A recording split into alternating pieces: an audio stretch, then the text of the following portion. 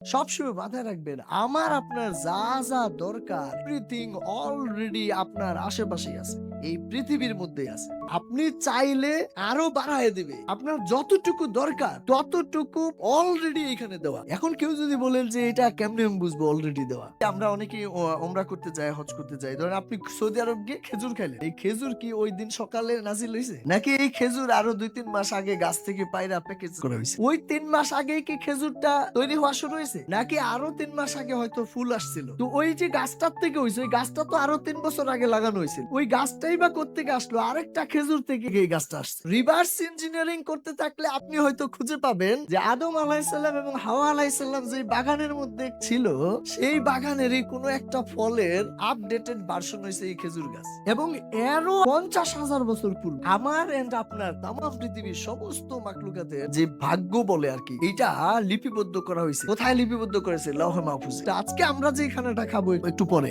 ওই খানাটাকে আজকে তৈরি হয়েছে, আজকে হয়তো রান্না হয়েছে। এই খানার ইনগ্রেডিয়েন্ট গুলা কখন আমার আপনার ভাগ্যে লেখা হয়েছে জানেন না? মহাবিশ্ব তৈরির আরো 50,000 বছর পূর্বে আমার আপনার সবকিছু সেট করে লৌহে মাহফুজে রেখে দেওয়া হয়েছে। কে বরাদ্দ করছে? তিনি কি বরাদ্দ করার সময় কাউরে কম দিছে, বেশি দিছে? বিলিভ করে আমাদের যতটুকু আমরা চাইতে পারবো ততটুকু রয়েছে। ওই যে বরিশালে চর পড়ে না, চর পড়লে যে যদ্দূর দখল করতে পারে এদ্দূর তার, আপনি যদ্দূর চেষ্টা করতে পারবেন এদ্দূর আপনার।